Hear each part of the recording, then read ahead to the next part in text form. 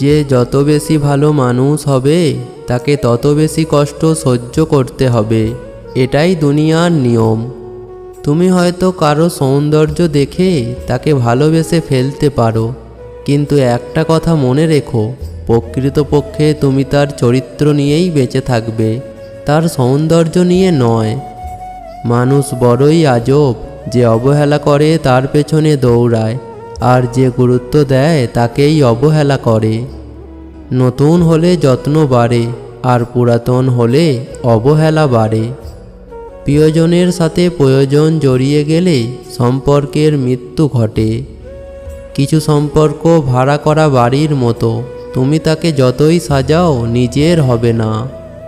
যার জীবনে যত বেশি কষ্ট, বিপদ, সমস্যা, সে তত বেশি সফল।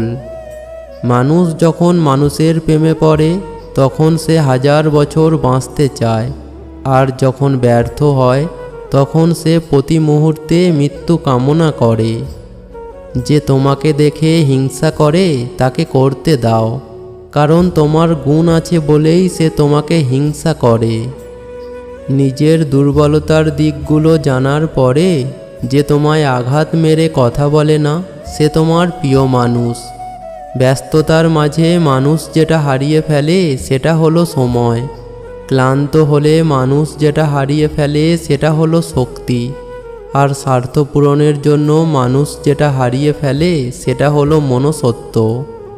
4 কদম চোরের থেকে, 14 কদম নেশাখোরের থেকে, আর 40 কদম হারামখোরের থেকে দূরে থাকুন। মাঝে মাঝে সম্পর্কের মধ্যে দূরত্ব সৃষ্টি অনেক ভালো, এতে সম্পর্কের গভীরতা বোঝা যায়। কিছু সম্পর্ক ভেজা কাঠের মতো হয়, না জ্বলে না তো নেভে, শুধু ধোঁয়া বের হয় আর চোখ থেকে জল ঝরায়। সবাই কিন্তু সফলতা, যোগ্যতা এসবকে ভালোবাসে না। কিছু ভালোবাসা মন থেকেও আসে। কিছু মানুষ শুধুমাত্র একজনকেই ভালোবাসে। কিছু নারী তার যৌবনকালে বউ হয়ে এসে আলাদা থাকার জন্য আন্দোলন করে, আর সেই নারী কয়েক বছর পর শাশুড়ি হয়ে একসাথে থাকার অনুরোধ করে। সে ভুলে যায় তার সন্তান ছোটবেলা থেকে মায়ের পথ অনুসরণ করেছে। মানুষ সবচেয়ে বেশি কাঁদে তখন যখন তার সবচেয়ে কাছের মানুষটি কোনো কারণ ছাড়াই তাকে সবচেয়ে বেশি কষ্ট দেয়।